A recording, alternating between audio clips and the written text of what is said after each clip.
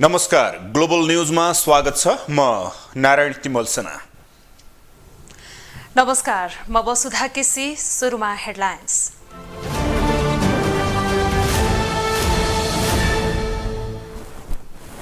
माओवादी केन्द्र सहितका कम्युनिस्ट घटकले 28औं जनयुद्ध दिवस मनाए। दिवसको औचित्य र सरकारले दिएको सार्वजनिक बिदाको चौतर्फी आलोचना।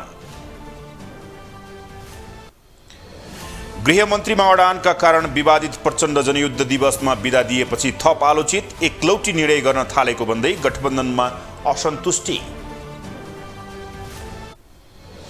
सामुदायिक रेडियोलाई पछि पार्ने सरकारको नीति नरहेको उपप्रधानमन्त्री पौडेलको प्रष्टोक्ति। नवीकरण, दर्ता र करका समस्या समाधानमा पहल गर्ने प्रतिबद्धता। मौद्रिक नीतिको अर्धवार्षिक समीक्षा र अर्थमन्त्रीको बजेट संशोधनप्रति लगानीकर्ता असन्तुष्ट। 4 बाह्रको प्रावधान यथावत राखेको गुनासो। र आइसिसी विश्वकप क्रिकेट लिग 2 अन्तर्गतको त्रिकोणात्मक श्रृङ्खलाको तयारी सम्पन्न। घरेलु मैदानमा सुखद नतिजा निकाल्ने कप्तान पौडेलको दाबी।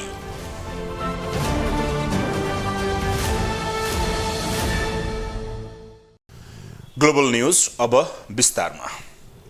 आज 28औं जनयुद्ध दिवस। नेकपा माओवादी केन्द्र सहितका केही कम्युनिस्ट पार्टीहरूले यो दिवस मनाएका छन्। विक्रम सम्वत 2052 साल फागुन 1 गते नेपालमा सशस्त्र क्रान्तिको सुरु भएको थियो।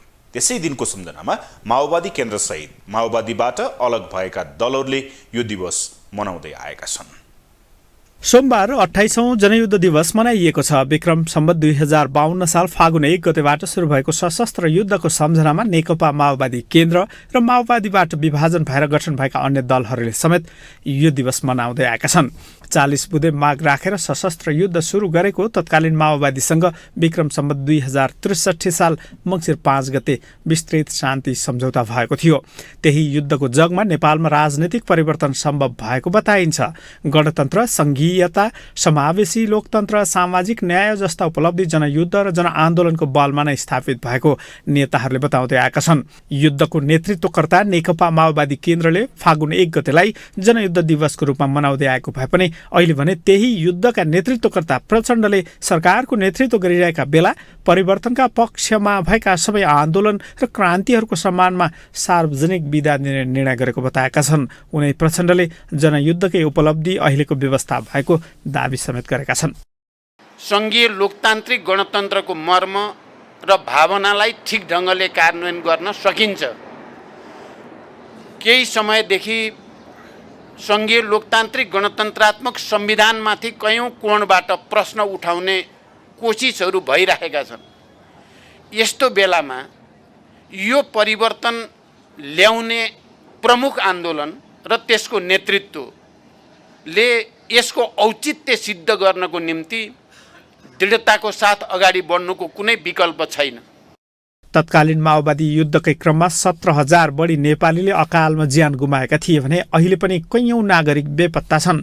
त्यसबाहेक युद्धकै क्रममा धेरै मानिस अङ्गभङ्ग भएका छन्। यता विस्तृत शान्ति सम्झौताको 1.5 दशकसम्म पनि शान्ति प्रक्रिया टुङ्गोमा पुग्न सकेको छैन। तत्कालीन समयमा सरकारको नेतृत्व गरिरहेको दल नेपाली काङ्ग्रेस अहिले सरकार बाहिर छ भने युद्धको नेतृत्व गरिरहेको नेकपा माओवादी केन्द्र भने सरकारको नेतृत्वमा छ। तर पनि शान्ति प्रक्रियाका बाँकी काम अझै पूरा हुन सकेका छैनन्। सबै माओवादी आन्दोलनका विभिन्न धाराका समूहहरूलाई अब एकताबद्ध भएर फेरि सामाजिक न्याय र रूपान्तरणको निम्ति अगाडि बढ्न अपिल गर्न चाहन्छु। यो हामी सबैको निम्ति खुसी र गर्वको पनि कुरा हो कि केही समयदेखि आन्दोलनलाई एकताबद्ध गर्ने प्रक्रिया अगाडि बढेको छ। सबैले आफ्नो ढङ्गले त्यो एकता प्रक्रियालाई सहयोग गर्ने प्रतिबद्धता व्यक्त गरेका पनि छन् र म आफैले पनि धेरै समूहका नेतृत्वहरूसँग लगातार छलफल गरेको छु र मलाई विश्वास छ छिटै पार्टी एकताको अर्को एउटा प्रक्रिया अगाडि आउनेछ। सरकारले औपचारिक रूपमा फागुन 1 गतेलाई जनयुद्ध दिवसको मान्यता दिएका बेला यसबारे भने चौतर्फी बहस सुरु भएको छ। ग्लोबल टेलिभिजनका लागि क्यामेरामा गणेश पूर्व छाने मगरका साथमा अमृत राज काफले, काठमाडौँ। यता उपराष्ट्रपति नन्दबहादुर पुनले जनयुद्ध दिवसको नाममा सरकारले बिदा दिएर नेपाली राजनीतिमा जनयुद्धले पुर्याएको उच्चतम योगदानको सम्मान गरेको बताउनु भएको छ। सोमबार जनयुद्ध दिवसको अवसरमा मध्य प्रदेशले आयोजना गरेको कार्यक्रमलाई सम्बोधन गर्दै उहाँले यस्तो बताउनु भएको हो। उहाँले आजको बिदाले गणतन्त्र प्राप्तिका लागि बगेको रगत र पसिनाको सम्मान भएको बताउनु भयो। उहाँले जनताको जीवनमा परिवर्तनको अनुभूति गराउन नसके चुनौतीहरूको चाङ लाग्ने र परिवर्तनप्रति नै प्रश्न उठ्ने पनि बताउनु भएको छ। उहाँले यसप्रति सबै प्रदेश सरकारले ध्यान दिन जरुरी रहेको बताउनु भयो। रगत र पसिनाको सम्मान गरेको छ। यसमा पूर्वाग्रह राख्नेहरूले चाहे जेसुकै किन नभनुन्, सङ्घीय सरकारले सार्वजनिक बिदा दिनु अघि नै मधेस, बागमती र कर्णाली प्रदेश सरकारले सार्वजनिक बिदा दिएर जनयुद्ध दिवस मनाउने तयारी गरिरहेका छन्। उपराष्ट्रपति पुनले संविधानलाई परिष्कृत, परिमार्जन तथा संशोधन गरेर समृद्धि बनाउन र पूर्ण कार्यान्वयन गर्न अझै धेरै मेहनत गर्नुपर्ने बताउनु भयो। उहाँले शान्ति सम्झौताको बाँकी कामलाई छिटो टुङ्गोमा पुर्याउन आवश्यक रहेको पनि बताउनु भयो। माओवादी जनयुद्धको 28औं वार्षिक उत्सव भन्दै सरकारले दिएको सार्वजनिक बिदाको चौतर्फी आलोचना भएको छ। सरकारमै रहेका दलहरूले समेत सार्वजनिक बिदा दिने निर्णयको खुलेरै विरोध गरेका छन्। प्रधानमन्त्री पुष्पकमल दाहाल प्रचण्ड नेतृत्वको सरकारको निर्णयमा सत्ता साझेदार दल नेकपा एमाले र राष्ट्रिय प्रजातन्त्र पार्टी असहमत छन्। सोमबार पार्टीको केन्द्रीय कार्यालय पेरिस डाँडामा माओवादी जनयुद्धको 28औं वार्षिक उत्सव मनाउने क्रममा प्रधानमन्त्री तथा नेकपा माओवादी केन्द्रका अध्यक्ष पुष्पकमल दाहालले जनयुद्ध माओवादीको मात्रै नभएर राष्ट्रकै सम्पत्ति भएको बताए। पछिल्लो समय संघीय गणतन्त्रमाथि प्रश्न उठाउन थालिएको भन्दै प्रधानमन्त्री दाहालले संघीयता र गणतन्त्रको औचित्य पुष्टि गर्न जनयुद्धको वार्षिक उत्सवमा सार्वजनिक बिदा दिएको र यसलाई सबैले स्वीकार गर्नुपर्ने जिकिर गरे। क्याबिनेटबाट यो निर्णय गरेको हो। अब यो माओवादीको मात्रै भएन, यो अब नेपाल राष्ट्रकै सम्पत्ति भयो। आम नेपाली जनताकै सम्पत्ति बन्न पुग्यो र यसलाई ठिक ढङ्गले स्थापित गर्ने प्रमुख जिम्मेवारी भने तपाईँ हाम्रै छ। तर प्रधानमन्त्री दाहालले भने जसरी जनयुद्ध दिवसमा दिइएको सार्वजनिक बिदालाई अधिकांशले स्वीकार गर्न भने सकेनन्। प्रधानमन्त्री दाहाल नेतृत्वको सरकारले सार्वजनिक बिदा दिए पनि स्वयं सरकारमा रहेका अन्य दलहरूले यो निर्णयको विरोध गरेका छन्। सरकारमा रहेको नेकपा एमाले र राष्ट्रिय प्रजातन्त्र पार्टीका नेताहरू नै जनयुद्ध दिवसको अवसरमा सार्वजनिक बिदा दिने सरकारको निर्णयको विरोधमा उत्रिएका छन्। एमाले सचिव योगेश भट्टराईले जनयुद्ध दिवसमा बिदा दिने सरकारको निर्णयमाथि सामाजिक सञ्जालबाटै प्रश्न उठाएका छन्। राप्रपाका उपाध्यक्ष रविन्द्र मिश्रले पनि जनयुद्ध दिवसमा बिदा दिने सरकारको निर्णयमाथि आक्रोश पोखेका छन्। सत्ता बाहिरको दल नेपाली कांग्रेसका महामन्त्री गगन थापा र नेता डाक्टर शेखर कोइरालाले पनि जनयुद्ध दिवसमा बिदा दिने सरकारको निर्णयप्रति असन्तुष्टि व्यक्त गरेका छन्। यता माओवादी नेताहरू भने अहिलेको व्यवस्थाको सूत्रधार जनयुद्ध भएकाले अहिलेको व्यवस्थाको औचित्य पुष्टि गर्नका लागि समेत सार्वजनिक बिदा उपयुक्त भएको तर्क गर्छन्। अहिले माओवादीकै नेतृत्वमा सरकार भन्दा जनयुद्ध दिवसको सार्वजनिक बिदा दिने सरकारी तवरबाट पहिलोचोटि निर्णय भएको हुनाले यसलाई मान्छेले अलि अस्वाभाविक रूपमा लिएको पनि होला। तर यसलाई धेरै अस्वाभाविक रूपमा लिनुपर्छ जस्तो मलाई लाग्दैन, किनभने अहिलेको राजनीति परिवर्तनको मुख्य योगदानकर्ता चाहिँ जनयुद्ध नै थियो। अहिलेको सरकारले पृथ्वीनारायण शाहको जन्म जयन्तीमा पनि सार्वजनिक बिदा दिएको थियो। त्यति बेला पनि सत्ता गठबन्धनबाटै विरोध भएको थियो। प्रधानमन्त्री दाहाल आफैले सार्वजनिक बिदा कटौती गर्ने बताएका थिए, तर उनी आफैले विभिन्न कारण देखाएर सार्वजनिक बिदा दिन थालेपछि नागरिक स्तरबाटै चर्को आलोचना भइरहेको छ। ग्लोबल टेलिभिजनका लागि क्यामेरामा नरेश मोक्तानका साथमा कैलाश कठायत, काठमाडौँ। माओवादी जनयुद्ध सुरु भएको दिनको अवसरमा प्रचण्ड नेतृत्वको सरकारले फागुन 1 गते देशैभर सार्वजनिक बिदा दिएसँगै यसको समर्थन र विरोधका आवाजहरू उठेका छन्। दिवसको विषयलाई लिएर तत्कालीन जनयुद्धमा रहेका र अहिले छिन्न भिन्न भएका कम्युनिस्ट पार्टीहरूले समर्थन र प्रशंसा गरेका छन्, तर यसको विरोधका साथै औचित्यका बारेमा पनि आवाज उठिरहेका छन्। सरकारले फागुन 1 गते जनयुद्ध दिवसको नाममा सार्वजनिक बिदा दिएसँगै यसको पनि चर्को स्वरमा विरोध भइरहेको छ।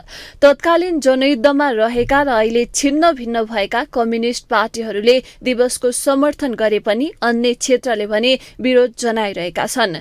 सरकारले जनयुद्ध दिवस भन्दै सार्वजनिक बिदा दिएको प्रति द्वन्द्व पीडित समुदाय र नागरिक समाजले विरोध प्रदर्शन गरेका छन्। नागरिक समाज, मानवाधिकारवादी संघ संस्थासँग आबद्ध व्यक्तिहरू र द्वन्द्व पीडितले सरकारको निर्णयको विरोध जनाएका छन्। उनीहरूले जनयुद्ध दिवसको नाममा दिएको सार्वजनिक बिदा खारेज गर्नुपर्ने र द्वन्द्व पीडितलाई न्याय दिनुपर्ने माग राखेका छन्। मानवाधिकारवादी सुशील प्याकुरेले पुष्पकमल दाहालले जनयुद्ध दिवसको बिदा दिँदा पनि अन्य लोकतान्त्रिक भनिने पार्टीहरू नबोलेका भन्दै लोकतान्त्रिक पार्टीहरूको निरीहता दिवसको रूपमा मनाउनु पर्ने टिप्पणी गरे। कुनै पार्टीले हिंसा सुरु गरेको दिनलाई अथवा क्रान्ति सुरु गरेको दिनलाई मनाउने मैले आजसम्म विश्वमा कतै पनि देखाएको छैन। चीनमा माओ त्से-तुङले सुरु गरेको पनि त्यो उनीहरूले एचिभ गरेका दिनलाई मान्दछन् हैन, अथवा संसारभरि हेर्नु हो भने हामीहरूले पनि 7 सालको क्रान्ति कुन दिनलाई मानेको छ, कुन एचिभ गरेको दिनलाई मानिन्छ। त यो जनयुद्धले हामीले एचिभ के चाहिँ नि गर्यो, 17,000 मान्छे मरेका छन् हैन, र यसको सुरुवात नै के थियो भने बहुदलीय व्यवस्था जुन थियो, बहुदलीय संसदीय व्यवस्था, त्यसको विरुद्धमा आएको। मानव अधिकारवादी चरण प्रसाईले वर्तमान सरकार पीडितको पक्षमा नभई पीडकको पक्षमा उभिएको बताएका छन्। हत्या हिंसा गरेको दिनलाई दिवसको रूपमा मनाउनु नाजायज भएको भन्दै आफूहरूले त्यसको घोर विरोध गरेको उनको भनाइ छ। सरकार चाहिँ जहिले पनि पीडितको पक्षमा, न्यायको पक्षमा, मानव अधिकारको पक्षमा हुनुपर्ने सरकार यो पीडकको पक्षमा हो। जसले हिजो पीडा दिए, जसले हत्या हिंसा गरे, त्यो हत्या हिंसा गर्नेहरूको लागि चाहिँ उत्सवको रूपमा जुन यसलाई दिवसको रूपमा बिदा दिने जुन सरकारले घोषणा गर्यो, यो एकदम गलत छ, नाजायज छ। यसको हामी घोर विरोध गर्छौँ र यस्तो कुराहरू चाहिँ कुनै पनि एउटा जवाबदेही, उत्तरदायी र वास्तवमा न्यायसङ्गत सरकारले कहिले पनि गर्दैन। त्यस्तै द्वन्द्व पीडित परिवारले आफूहरूले अझै न्याय नपाएको बताएका छन्। जनयुद्धको नाममा भएको युद्धमा अझै पनि हजारौं बेपत्ता भएको भन्दै उनीहरूको खोजी सरकारले नगरेको बताएका छन्। हजारौंलाई मारेर लाखौंको सम्पत्ति लुटेर यसरी चाहिँ अहिले आजको दिन पनि जुन 2052 सालमा चाहिँ उनीहरूले यो युद्ध घोषणा गरे र आज फागुन 1 गते आज चाहिँ उनीहरूले जनयुद्ध दिवस भनेर जुन बिदा राख्यो, हाम्रो लागि चाहिँ यो कालो दिन हो। विक्रम सम्वत 2052 फागुन 1 गतेबाट सुरु भएको जनयुद्ध 2063 मङ्सिर 5 गते ब्रेस्ते शान्ति सम्झौतामा रूपान्तरण भएको थियो। त्यही जनयुद्धको जगमा नेपालमा राजनीतिक परिवर्तन सम्भव भएको थियो भने गणतन्त्र, संघीय प्रणाली, समावेशी लोकतन्त्र, सामाजिक न्याय जस्ता उपलब्धि जनयुद्ध र जनआन्दोलनको बलमा नै स्थापित भएका थिए। जनयुद्धको नेतृत्वकर्ता माओवादी केन्द्रले फागुन 1 गतेलाई जनयुद्ध दिवसको रूपमा मनाउँदै आएको थियो भने अहिले त्यही जनयुद्धका नेतृत्वकर्ता प्रचण्डले सरकारको नेतृत्व गरिरहेका बेला परिवर्तनका पक्षमा भएका सबै आन्दोलन र क्रान्तिहरूको सम्मानमा बिदा दिने निर्णय गरे। यसअघि पनि पुस 27 लाई राष्ट्रिय एकता दिवसका रूपमा सरकारले सार्वजनिक बिदा दिएको थियो। अब पालो ग्लोबल भोइसको।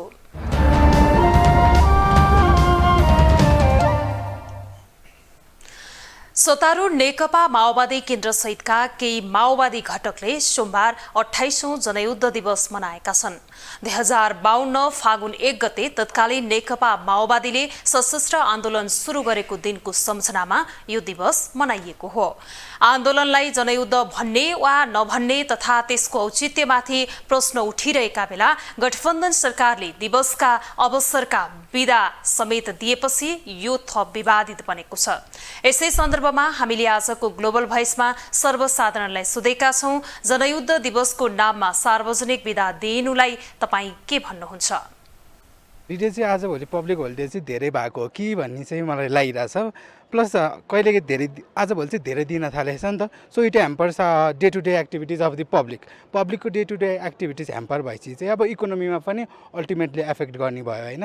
सो सरकारले चाहिँ यो कुरामा चाहिँ अलिक ध्यान दिएर ठिक बिदालाई धेरै नि होइन थोरै नि होइन, सो इट क्यान बी कसियसली चाहिँ सरकारले ध्यान दिएर यसलाई मिनिमाइज गर्न पर्यो, ठिक्क पार्न पर्यो। सबैले अब आफ्नो आफ्नो तरिकाले भनौँ न, सबै पार्टीले चाहिँ अब राष्ट्रिय दिवस जस्तो चाहिँ प्रजातन्त्र दिवस, पृथ्वीनारायण शाहको जन्म दिवस, त्यसै गरी अब उनले पनि अब जनयुद्धको बेलामा अब शहीदहरूको उमा चाहिँ अहिले प्रधानमन्त्री भएको हुनाले आफ्नो त्यो पार्टीलाई चाहिँ जनयुद्धमा भएका मान्छेहरूलाई अब एउटा टेवा पुगोस् र राम्रो सन्देश जाओस् भनेर चाहिँ गरे होला। यो चाहिँ सार्वजनिक बिदा दिएकोमा चाहिँ ठिक लागेन, किनभने देशलाई करोडौँ अरबौँ घाटा हुन्छ। प्रत्येक राजनीतिक दलहरू आफू कुर्सीमा गएपछि आफ्नो आफ्नो हिसाबले चाहिँ ऊ गर्ने भएर चल्ने भएर त्यो हिसाबले चाहिँ बिदा दिएको चाहिँ मलाई ठिक लागेन। धन्यवाद काका। यो जनयुद्धको कारणले गर्दाखेरि कयौँको जीवन घरवास छ, कयौँको चाहिँ नि अब जीवन नाश छ, बालबच्चाको बाउआमा छैन, कतिपय चाहिँ परिवारहरू अब अहिले बेपत्ता छ, जसको अहिलेसम्म कुनै पनि कति सरकारहरू फेरे, अहिले कति 7-8वटा जति सरकारहरू फेरिसक्यो होला, अहिलेसम्म कुनै पनि सरकारले त्यसको चाहिँ निचोड निकाल्न सकेका छैन। अहिले पनि हामी बेपत्ता भएको परिवारको लागि हामी प्रयास गरिरहेछौँ, कोसिस गरिरहेछौँ मात्रै भन्छ। यो कोसिस कहिलेसम्म गर्ने हो? त्यस कारणले यो यावत कुराहरूले गर्दाखेरि यो जनयुद्धको कारण देखाएर यो जुन राष्ट्रिय रूपमा यो जुन बिदा दिएको छ नि, यो चाहिँ हामीलाई पक्कै पनि मलाई मात्रै होइन, हामी सबै नेपालीहरूलाई यो चित्त बुझेको छैन। एउटा जनयुद्धको दिवस भनेर चाहिँ गणतन्त्र दिवस राजतन्त्रको अन्त भयो भन्ने मात्रै हो। राजतन्त्र अन्त भए तापनि बहु राजाहरू भए, राजाले रोटी खान्थ्यो भने 600 एकजनाले खाने भयो। देशको आर्थिक भाग कसरी बिहोर छ? अब जम्मै मन्त्री छ जम्मै भन्छ भने यो गणतन्त्रले देशको चाहिँ कुनै फाइदा गर्दैन, यो विधाले फाइदा गर्दैन मेरो विचारमा। आफङ्गै छ, विदेशी हराएका छन्, किन मनाउने? प्रधानमन्त्री पुष्पकमल दाहाल प्रचण्डले एकलौटी निर्णय गर्न थालेको भन्दै सत्ता गठबन्धनमा असन्तुष्टि देखिन थालेको छ। रवि लामिछानेलाई पुनः गृहमन्त्री नियुक्त नगरेपछि सत्ता साझेदार दलहरूबीच दरार आएका बेला जनयुद्ध दिवसमा आफू खुसी बिदा दिएपछि प्रधानमन्त्री प्रचण्ड आलोचित बनेका छन्। प्रतिनिधि सभामा 268 सांसदको अभूतपूर्व विश्वास सहित नेकपा माओवादी केन्द्रका अध्यक्ष पुष्पकमल दाहाल प्रचण्ड सत्ताको नेतृत्व गरिरहेका छन्, तर उनलाई प्रधानमन्त्रीको कुर्सीसम्म पुर्याउने 7 दलीय गठबन्धनभित्र खटपट सुरु भइसकेको छ। उनलाई प्रधानमन्त्री बनाउने नेकपा एमालेका अध्यक्ष केपी शर्मा ओली नै उनीसँग असन्तुष्ट छन्, तर प्रधानमन्त्री प्रचण्ड भने एकपछि अर्को अडान लिँदै ओली चिढ्याउने काम गरिरहेका छन्। सोमबार जनयुद्ध दिवसमा सार्वजनिक बिदा दिएर प्रचण्डले ओलीसँगै राष्ट्रिय प्रजातन्त्र पार्टीका अध्यक्ष राजेन्द्र लिङदेनलाई समेत चिढ्याएका छन्। यसअघि राष्ट्रिय स्वतन्त्र पार्टीका सभापति रवि लामिछानेलाई पुनः गृहमन्त्री नियुक्त नगरेर एमाले अध्यक्ष ओलीको दबावलाई अस्वीकार गरेका प्रचण्ड अहिले एकलौटी निर्णय गर्न थालेका छन्। अब संयोगले नेपाली अदालतले रविजीलाई चाहिँ राष्ट्रिय स्वतन्त्र पार्टीको अध्यक्ष रविजीको नायकताको प्रसङ्गलाई ल्यायो र उहाँको संसद पद र जब सकियो त्यसको रक्षाको लागि जब बालकोट अगाडि सरेर प्रधानमन्त्रीलाई जब दबाब दिइराख्यो र प्रधानमन्त्रीले पनि दबाबलाई अस्वीकार गरेर अब सबै तपाईँकै हुकुम पालन गर्नुपर्ने भएदेखि मैले सरकार चलाएको के काम भन्ने किसिमको उहाँले सन्देश सार्वजनिक सन्देश दिइरहेको यो जतिसुकै घाम तापेर उहाँ बसे पनि सम्बन्धमा त चिसो नै देखिन्छ। प्रधानमन्त्रीको जिम्मेवारी दिए पनि प्रचण्डलाई साइजमा राख्ने उद्देश्य सहित एमाले अध्यक्ष ओलीले सत्तारूढ दलहरू आबद्ध उच्च स्तरीय राजनीतिक संयन्त्रको नेतृत्व गरिरहेका छन्। उच्च स्तरीय राजनीतिक संयन्त्रको बलमा एमाले अध्यक्ष ओली प्रचण्डलाई आफू अनुकूल बनाउन खोजिरहेका छन्। तर प्रमुख प्रतिपक्षी दल नेपाली कांग्रेसले काँधै थापेर विश्वासको मत दिएपछि भने प्रधानमन्त्री प्रचण्ड आफूलाई अनुकूल हुने गरी काम गर्न थालेको देखिएको छ। सैद्धान्तिक रूपमा हेर्नुहुन्छ भने त्यहाँ भिन्न मुद्दाहरू, सक्रिय राजतन्त्रको मुद्दा, संघीयता विरोधी मुद्दालाई लिएर प्रचण्डलाई हिँड्न गाह्रो भएको छ भने प्रचण्डलाई सरकार चलाउनको लागि अहिले सैद्धान्तिक दृष्टिबाट कांग्रेस नै कम्फर्टेबल देखिन्छ। अब ओलीको जुन अहङ्कारवादी शैली छ, जुन ओलीको जुन किसिमको मानसिकता छ, ओलीको जुन पार्टीमा जुन खालको प्रवृत्ति छ, म नै सबै पार्टी हो भन्ने जुन किसिमको मानसिकता, त्यसले गर्दा प्रचण्ड अप्ठ्यारामा छन्। आफैले बनाएका प्रधानमन्त्री आफै माथि हाबी हुन थालेपछि एमाले अध्यक्ष ओली प्रचण्डसँग खुसी छैनन्, तर पनि प्रचण्डसँग निरन्तर भेटिरहेका छन्। पहिले प्रधानमन्त्री प्रचण्डलाई भेट्न बालकोट बोलाउने ओली अहिले आफै बालुवाटार पुगिरहेका छन्। तर जति ओली र प्रचण्डको भेट बाक्लिएको छ त्यति नै सम्बन्ध चिसिँदै गएको विश्लेषण भइरहेको छ। नेपाली कांग्रेस एमाले प्रतिको एउटा कांग्रेसमा एउटा त्रास भनौँ वा चाहिँ एमाले प्रति कांग्रेसको एउटा चाहिँ पंक्तिमा के देखिन्छ भने फोबिया जस्तो देखिन्छ। सानातिना पार्टीलाई टिकाइराखेर तिनका काँधमा टेकेर मात्रै हामी एमालेसँग प्रतिस्पर्धा गर्न सक्छौँ भन्ने प्रकारको कांग्रेसको नेतृत्वमा भिन्ताबोध जस्तो छ। प्रधानमन्त्रीमा प्रचण्डको यो तेस्रो कार्यकाल हो। यसअघि विक्रम सम्वत 2064 सालमा 220 सिट भए पनि प्रचण्डले 1 वर्ष नपुग्दै प्रधानमन्त्रीको पदबाट राजीनामा दिएका थिए। 80 सिट भएका बेला 2073 सालमा प्रधानमन्त्री भएका प्रचण्डले त्यति बेला पनि 1 वर्ष नपुग्दै सत्ता गुमाउनु परेको थियो। यसपटक भने प्रचण्डसँग 33 सिट मात्र छ। तर संसदमा अभूतपूर्व विश्वास पाएका प्रचण्ड यसपटक भने शक्तिशाली भूमिका सहित 5 वर्ष नै सत्ता चलाउने दाउमा छन्। तर उनको शक्ति फागुन 25 गतेपछि भने कमजोर हुने आकलन गरिएको छ, किनकि त्यसबेलामा राष्ट्रपति चुनावका कारण एमाले वा कांग्रेस मध्ये एउटा पार्टीको साथ प्रचण्डले गुमाउने करिब निश्चित जस्तै छ।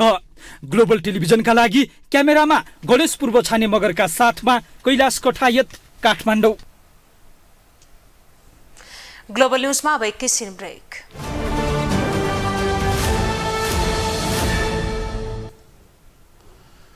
उपप्रधान एवं अर्थमन्त्री विष्णुप्रसाद पौडेलले सरकारले सामुदायिक रेडियोलाई पछि पार्ने नीति नलिएको स्पष्ट पार्नु भएको छ। सोमबार विश्व रेडियो दिवसको अवसरमा आयोजित कार्यक्रमलाई सम्बोधन गर्दै उहाँले यस्तो बताउनु भएको हो। मन्त्री पौडेलले सरकारले आजसम्म पनि सामुदायिक रेडियोलाई पछि पार्ने नीति नलिएको र आगामी दिनमा पछि पार्ने नीति नलिने बताउनु भयो। उहाँले सामुदायिक रेडियोहरू पछि नपर्ने गरी आफ्ना कार्यक्रम र समाचार सम्प्रेषण गर्नुपर्ने बताउनु भयो। मन्त्री पौडेलले सामुदायिक रेडियोहरूको नवीकरण, दर्ता र करका विषयमा रहेका समस्याहरूको समाधानका लागि प्रतिनिधिमूलक ढङ्गबाट मन्त्रालयमा छलफलका लागि आउन आग्रह गर्नुभएको छ। उहाँले रेडियोहरूको गति तीव्र रूपमा अघि बढ्न जरुरी रहेको पनि बताउनु भयो। उहाँले नेपाल शान्ति क्षेत्र हो भन्ने सन्देश रेडियो मार्फत विश्वभर पुर्याउन सक्नुपर्ने बताउनु भयो। विगतका शान्ति प्रक्रिया र द्वन्द्वका घाउलाई मलमपट्टी लगाउँदै अघि बढ्न आवश्यक रहेको पनि बताउनु भयो। तर्फ अविचलित हिजोका द्वन्द्वका युद्धका घाउहरूलाई मलमपट्टी लगाउँदै उपचार गर्दै हिजोका चाहिँ शान्ति प्रक्रियाका बाँकी कामहरू पुरा गर्दै नेपाल अविचलित रूपमा शान्तितर्फ अगाडि बढ्दैछ, बढिरहनेछ। कस्तै व्यवधानहरूलाई पनि पन्छाउँदै शान्तिको डेस्टिनेसनमा नेपाल पुगी छाड्नेछ। अर्थमन्त्री पौडेलले सामुदायिक रेडियोको भूमिका प्रशंसनीय रहेको बताउनु भयो। यस वर्ष रेडियो र शान्ति भन्ने नारासहित विश्व रेडियो दिवस मनाइएको छ। परराष्ट्र मन्त्री डाक्टर बिमला राई पौडेल र भारतीय विदेश सचिव बिन मोहन क्वात्रा बीच भेटवार्ता भएको छ। सोमबार सिंहदरबारमा मन्त्री पौडेल र सचिव क्वात्रा बीच भेटवार्ता भएको हो। भेटवार्तामा विकासको सहायताको विषयमा कुराकानी भएको मन्त्री पौडेलले बताउनु भएको छ। उहाँले भेटमा कनेक्टिभिटी अन्तर्गत हवाई यात्राको कनेक्टिभिटी विषयमा कुराकानी भएको बताउनुभयो। उहाँले एयरपोर्ट बनिरहेको र त्यसलाई पूर्ण रूपमा सञ्चालन गर्ने विषयमा पनि छलफल भइरहेको बताउनुभयो। उहाँले विमानस्थलका रुटहरू खोल्ने र ट्रेड ब्यारियरका बारेमा पनि छलफल भएको बताउनुभयो। मन्त्री पौडेलले भेटमा द्विपक्षीय सम्बन्धलाई बलियो बनाउँदै विकासको सहायतालाई अघि बढाउने र सम्झौता गरिसकेको कुराहरू र सफल रूपमा कार्यान्वयन गर्ने बारेमा पनि छलफल भएको बताउनुभयो। उहाँले भेटमा नेपालमा लगानीको वातावरण बनाउने बारे पनि छलफल भएको बताउनुभयो। कनेक्टिभिटीमा बढी जोड दिएका छौँ। कनेक्टिभिटी अन्तर्गत हाम्रो हवाई यात्राको कनेक्टिभिटीको कुरा छ। त्यसमा चाहिँ अब एयरपोर्ट अहिले हामीले बनाइरहेका छौँ होइन, त्यसलाई कसरी सुचारू बनाउने, त्यसमा त रुटहरू खोल्नेका कुराहरूदेखि लिएर होइन, ट्रेडमा कहिलेकाहीँ हामीले ट्रेड ब्यारियर भोगेका छौँ नि त। हामीलाई थाहा नभइकन कहिलेकाहीँ चाहिँ इन्डियाबाट आउने सामानहरू आउँदैनन्, रोकिन्छन्। त्यसलाई चाहिँ कसरी सुचारू बनाउने, सुनिश्चित गर्ने र थाहा नभइकन बेला बेलामा टुक्रिने त्यो फ्लो भइरहेको हुन्छ, बिचमा कहिलेकाहीँ रोकिने, त्यसलाई कसरी चाहिँ मिनिमाइज गर्ने भन्ने विषयमा पनि कुरा भएको छ। मन्त्री पौडेलले भेटमा छिमेकीसँगको सम्बन्ध र दौत्य सम्बन्धलाई बलियो बनाउने बारेमा छलफल भएको बताउनुभयो। वीरगञ्जमा दिन दहाडे अपहरण गरी लुटपाट गर्ने गिरोहलाई नियन्त्रणमा लिन पर्सा प्रहरी सफल भएको छ। गत बिहिबार मानिस अपहरणको खबरसँगै विशेष टोली बनाएर खोजीमा खटिएको प्रहरीले अपहरण गरी लुटपाट गर्ने गिरोहका 8 जनालाई हतियारसहित पक्राउ गर्न सफल भएको हो।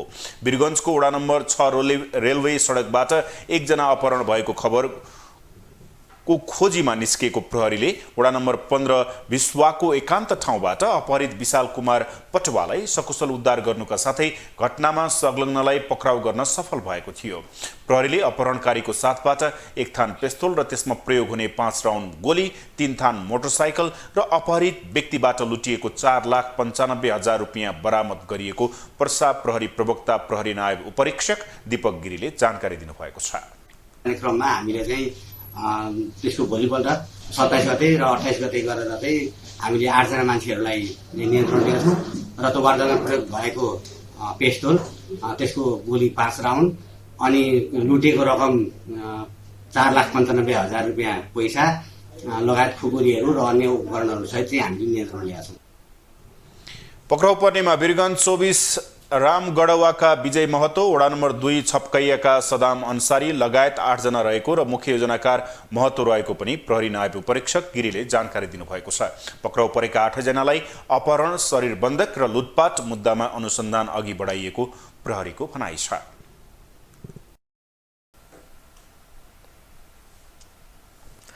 अब इकोनोमिक न्यूज।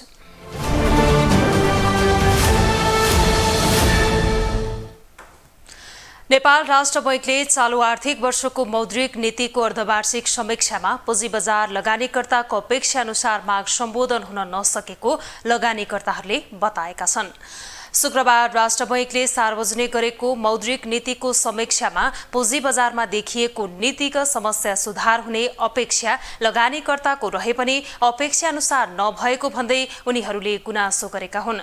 चालू आर्थिक वर्षको मौद्रिक नीतिमा 4 करोडको सीमा खारेज भए पनि 12 करोडको सीमा कायम रहेकाले त्यो पनि मौद्रिक नीतिको अर्धवार्षिक समीक्षामा हट्ने अपेक्षा भए पनि राष्ट्र बैंकले सम्बोधन नगरेर शेयर लगानीकर्तालाई राष्ट्र बैंकले उपेक्षा गरेको आरोप लगाए। नेपाल इन्भेस्टर फोरमका पूर्व अध्यक्ष तथा शेयर लगानीकर्ता अम्बिका प्रसाद पौडेलले शेयर लगानीकर्ताको माग मौद्रिक नीतिको अर्धवार्षिक समीक्षामा पनि राष्ट्र बैंकले सम्बोधन नगरेर उपेक्षा गरेको बताउनुभयो। पनि एक किसिमको विश्वास पनि थियो। मौद्रिक नीति आज आइरहँदाखेरि त्यसलाई सम्बोधन नगरेको जस्तो देखिएको छ।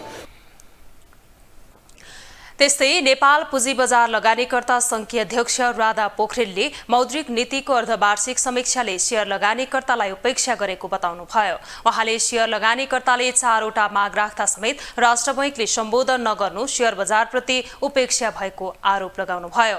उहाँले आफूहरूले राखेको 4-12 को नीतिमध्ये 4 हटिसकेको अवस्थामा 12 को क्याम्प पनि हटाउन माग गर्दै अर्थमन्त्री र गभर्नरलाई भेटेर विशेष आग्रह गर्दा पनि सुनवाई नभएको गुनासो गर्नुभयो।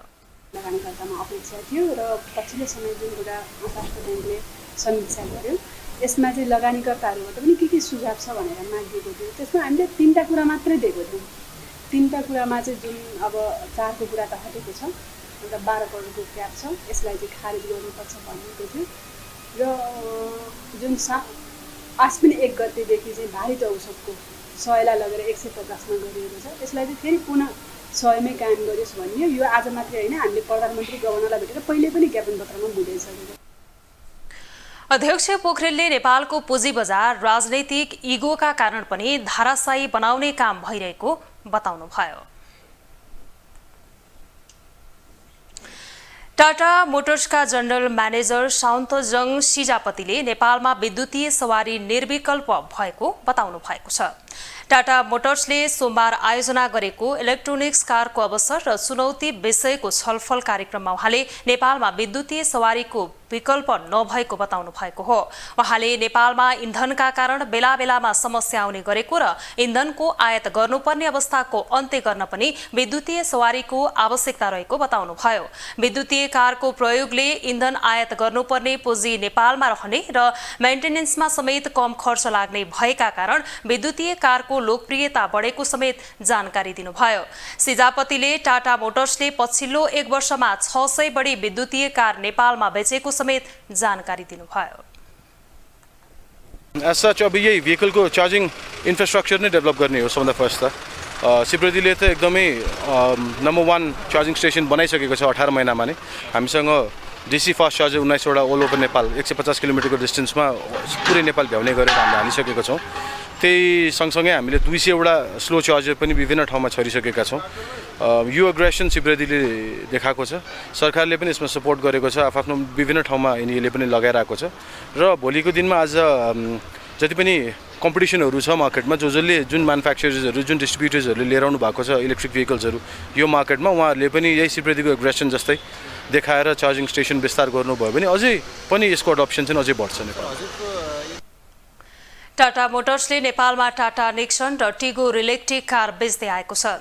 टाटा मोटर्सका देशभर चार्जिङ स्टेसनहरू रहेका छन्। काठमाडौँ, चितवन सहितका देशभरका मुख्य शहरमा चार्जिङ स्टेसनहरू रहेकोमा देशभर विस्तारको काम भइरहेको छ। कोका कोला नेपालले चार्ज नामको नयाँ इलेक्ट्रिफाइङ पेय पदार्थ सार्वजनिक गरेको छ। सोमबार लर्ड अफ द ड्रिङ्क्समा आयोजित कार्यक्रममा नयाँ इलेक्ट्रिफाई पेय पदार्थ सार्वजनिक गरेको हो।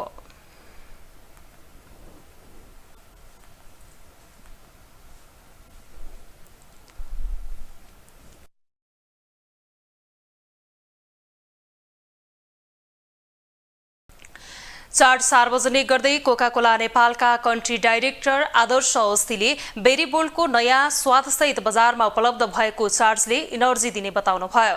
बटलर्स नेपालका म्यानेजिङ डाइरेक्टर दीपक सेन्थिलनाथले नयाँ स्वादसँगै सार्वजनिक भएको चार्जरले कोका कोला नेपाल एक टोटल बेभरेज कम्पनी बन्ने रणनीति अगाडि बढाएको समेत बताउनुभयो। चार्ज नेपालभरका किराना पसल लगायत डिपार्टमेन्ट स्टोरहरूमा समेत उपलब्ध रहेको कम्पनीले जनाएको छ।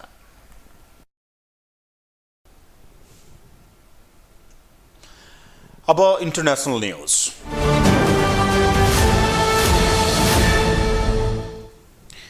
गत साता अमेरिकी आकाशमा देखिएको चीनको जासुसी बेलुन अमेरिकाले खसाल्यो। चीनले बेलुन आफ्नो भएको स्वीकार्दै बेलुनको भग्नावशेष फिर्ता गर्नुपर्ने बताएको छ। अमेरिकाले भने फिर्ता नगर्ने चेतावनी दिएको छ, जसले गर्दा अमेरिका र चीन बीचको सम्बन्ध चिसिँदै गएको छ। गत साता अमेरिकाको आकाश छर्लङ्ग खुलेको थियो। त्यो खुलेको आकाशमा अजीब लाग्ने सेतो बेलुन जस्तो वस्तु देखियो। केही दिनदेखि निकै माथि उचाइमा एउटा बेलुन उडिरहेको देखेपछि स्थानीयदेखि व्हाइट हाउससम्म हलचल मचियो। त्यो बेलुन देखिएको क्षेत्र अमेरिकाको मोन्टाना क्षेत्र हो र जहाँ अमेरिकाको वायुसेनाको आधार र आणविक अस्त्र भण्डारण गरिन्छ। संयुक्त राज्य अमेरिकाको सो क्षेत्रमा बेलुन देखिएपछि अमेरिकाले सो बेलुन चीनबाट आएको जासुसी बेलुन भएको अनुसन्धानबाट पत्ता लगाएको थियो। बेलुन उडिरहेको भेटिएपछि अमेरिकी अधिकारीहरूले बताए अनुसार यो मोन्टानामा देखिनु अघि अलास्काको टापु र क्यानाडामा पनि देखिएको थियो। अमेरिकाले सो बेलुन चीनको जासुसी बेलुन भएको पत्ता लगाएपछि बेलुन नै खसाल्यो। सोही बेलुन खसाल्नका लागि अमेरिकाले क्यारोलिना तटका 3वटा विमानस्थलहरू बन्द गरेको थियो। विस्फोट भएपछि सोही बेलुनका टुक्राहरू समुद्रमा खसेका थिए। अमेरिकाले यो बेलुन चीनले गुप्तचरी प्रयोजनका लागि उडाएको दाबी गरिरहेको छ। तर चीनले भने गुप्तचरी प्रयोजन नभएर यो बेलुन मौसमी अध्ययनको लागि उडेको प्रतिक्रिया दिएको छ। त्यस लगत्तै भएको अमेरिकी विदेश मन्त्रीको चीन भ्रमण अमेरिकाले स्थगित गरेको छ। संयुक्त राज्य अमेरिकाको हवाई क्षेत्रमा चिनिया जासुस बेलुनको उपस्थितिले अमेरिकी सार्वभौम सत्ताको उल्लङ्घन गरेको भन्दै अमेरिकी विदेश मन्त्रीको चीन भ्रमण स्थगित गरेको हो। साथै उक्त निगरानीले अन्तर्राष्ट्रिय कानुनको उल्लङ्घन भएको पनि अमेरिकी विदेश मन्त्रालयले बताएको थियो। चीनले भने मौसम विज्ञान अनुसन्धानका लागि प्रयोग गरिएको बेलुन अमेरिकी वायु क्षेत्रमा प्रवेश गरेकोमा दुःख व्यक्त गरेको छ। तर अमेरिकाले यसलाई उच्च उचाइको निगरानी बेलुन भएको उल्लेख गरेको छ। चीनको विदेश मन्त्रालयले भने एक विज्ञप्ति जारी गर्दै अमेरिकामाथि चिनिया उडानलाई दुर्घटनाको रूपमा व्याख्या गर्दै अमेरिकी राजनीतिज्ञ र मिडियाले बेजिङलाई बदनाम गर्न परिस्थितिको फाइदा उठाएको आरोप लगाएको छ। चीनले आफू सधैँ अन्तर्राष्ट्रिय कानुनको पालना गर्ने र अन्य देशको सार्वभौम सत्ता र क्षेत्रीय अखण्डताको सम्मान गर्ने जनाएको छ। साथै चिनिया विदेश मन्त्रालयले अमेरिकाले चीन भ्रमणको कुनै घोषणा नगरेको भन्दै उक्त भ्रमणको विषय उसको आफ्नै सवाल भएको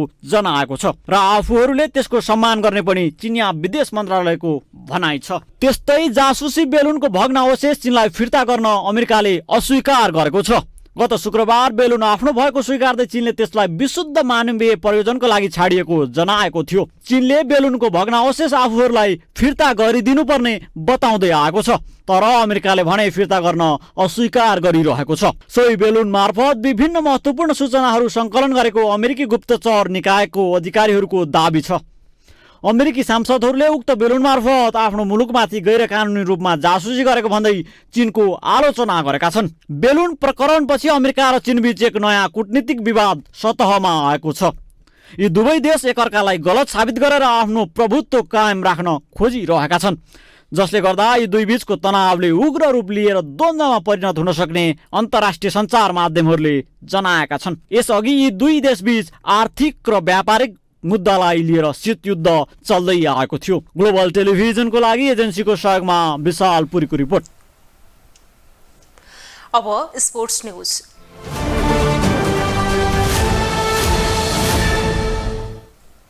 नेपाली राष्ट्रिय क्रिकेट टोलीका कप्तान रोहित कुमार पौडेलले आईसीसी विश्वकप क्रिकेट लिग 2 अन्तर्गत नामिबिया, स्कटल्याण्ड र आयोजक नेपालबीच हुने त्रिकोणात्मक श्रृङ्खलामा सुखद नतिजा निकाल्नका लागि नेपाली टोली तयार रहेको बताउनु भएको छ।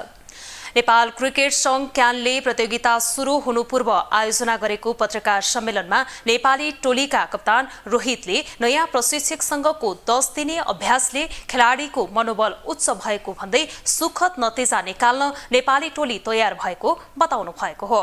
एक साता अघि मात्रै औपचारिक रूपमा नियुक्त भएका प्रशिक्षक मोन्टी देसाईसँग आफूले उमेर समूहका धेरै खेल खेलिसकेको र नयाँ प्रशिक्षक भए पनि घुलमिल सहजै भएको बताउनु भयो। प्रशिक्षक देसाईको प्रशिक्षणमा टोली राम्रो भएको समेत बताउनु भयो। घरेलु मैदानमा हुने श्रृङ्खला निकै महत्त्वपूर्ण रहेको भन्दै रोहितले घरेलु मैदानको भरपूर सदुपयोग गर्ने बताउनु भयो। कसरी अपरेट गर्नुहुन्छ भनेर सो त्यस्तो केही गाह्रो भएको थिएन। सरले जुन हिसाबले अहिले माहौल क्रिएट गर्नुभएको छ टिमको एकदम सजिलो थियो। यस्तै नेपाली टोलीका प्रशिक्षक मोन्टी देसाईले छोटो समयको क्याम्प निकै फलदायी भएको र 10 दिनको अवधिमा आफूले खेलाडीमा भएको क्षमतालाई निखार्न प्रयास गरेको बताउनु भयो।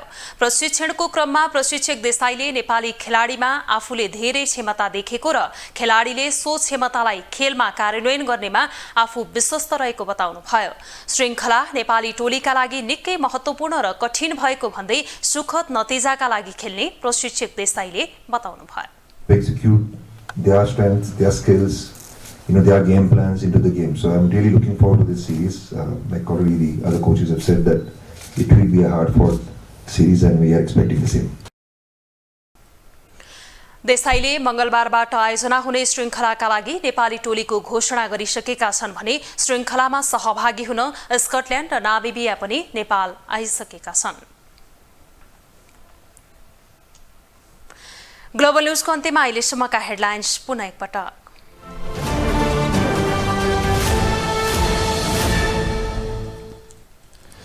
माओवादी केन्द्र सहितका कम्युनिस्ट घटकले 28औं जनयुद्ध दिवस मनाए। दिवसको औचित्य र सरकारले दिएको सार्वजनिक बिदाको चौतर्फी आलोचना। गृहमन्त्रीमा अडानका कारण विवादित प्रचण्ड जनयुद्ध दिवसमा बिदा दिएपछि थप आलोचित एकलौटी निर्णय गर्न थालेको भन्दै गठबन्धनमा असन्तुष्टि। सामुदायिक रेडियोलाई पछि पार्ने सरकारको नीति नरहेको उपप्रधानमन्त्री पौडेलको प्रश्नोक्ति। नवीकरण, दर्ता र करका समस्या समाधानमा पहल गर्ने प्रतिबद्धता। मौद्रिक नीतिको अर्धवार्षिक समीक्षा र अर्थमन्त्रीको बजेट संशोधनप्रति लगानीकर्ता असन्तुष्ट। 4/12 को प्रावधान यथावत राखेको गुनासो। र आइसिसी विश्वकप क्रिकेट लिग 2 अन्तर्गतको त्रिकोणात्मक श्रृङ्खलाको तयारी सम्पन्न। घरेलु मैदानमा सुखद नतिजा निकाल्ने कप्तान पौडेलको दावी।